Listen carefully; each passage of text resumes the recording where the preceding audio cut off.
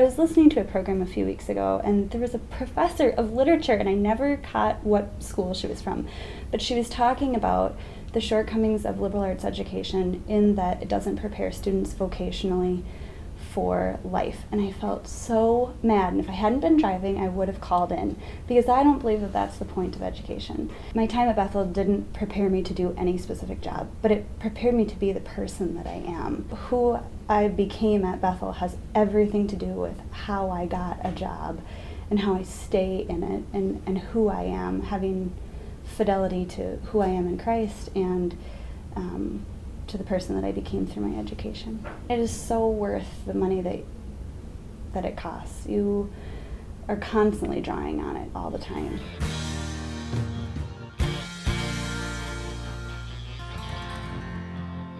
My name is Amy Williams. I graduated in 2007. My name is Michael Lawyer. I'm from the class of 98. My name is Eva Rodelius Buer. I graduated in 2010. My name is Brandon Raatikka. I graduated in 2003, and I was a history major. I was a philosophy and Spanish double major. My major was English literature. And I have a major in creativity. I started out as a research analyst. I would assess the legal and the financial and the asset-specific aspects of these private securities offerings or investments. My job here is I work on the fund development team, and I work as a major gifts officer. I still act as sort of a part-time analyst on these securities offerings, but I also oversee other analysts in their work, and I participate in sales and marketing with the company.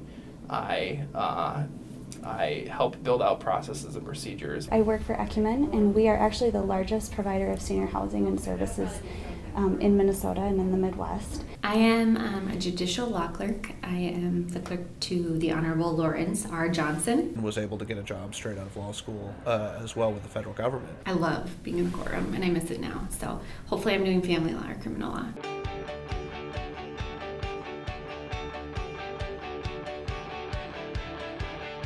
It was kind of a whim, but it worked out. I didn't really know what I wanted to do when I started college, and I spent the first year or two taking a bunch of classes.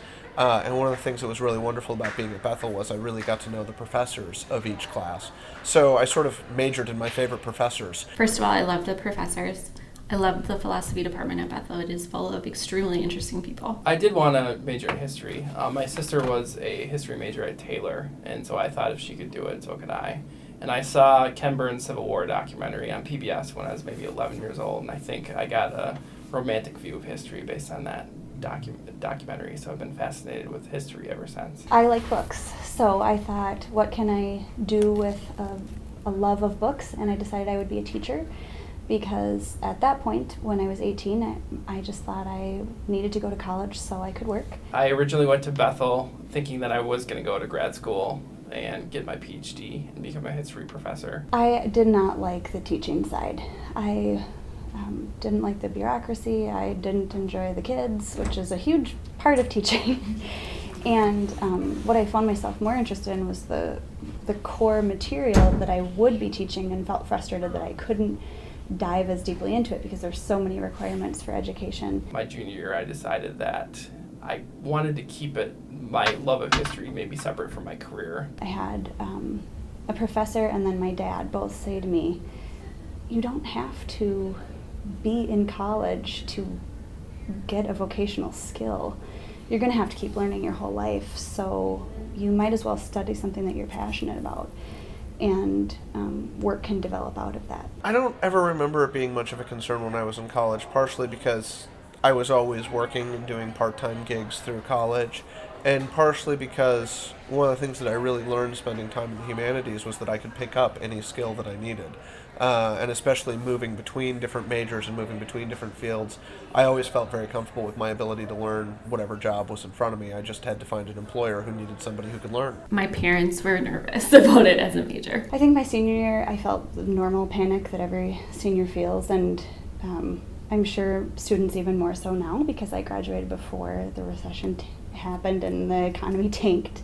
But I never felt it connected to my choice of degree, just more in the normal doubts that arise when you realize that you're only 22 and you don't have as much to offer to the world as maybe you thought you did.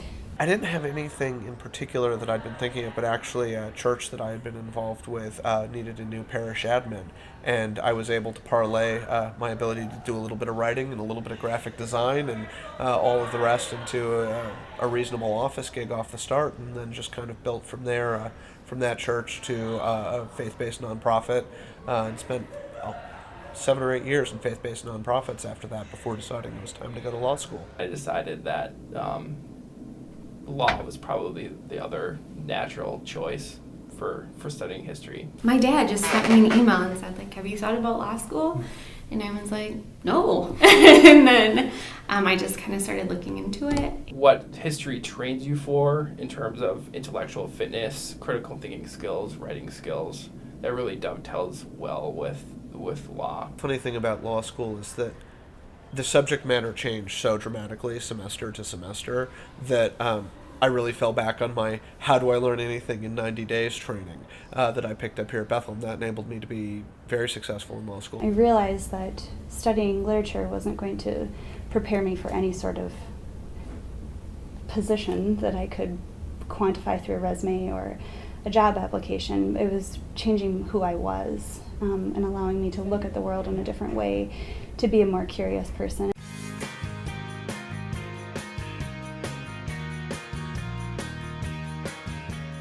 I love talking to people, getting to know their stories. When you're interfacing with people because you've expanded your mind through liberal arts study, you're more interesting. I mean, I don't think you can put any sort of value on that. You're able to engage with people. A lot of times what my job requires is to listen to somebody, understand what they're saying, and then communicate it to somebody else.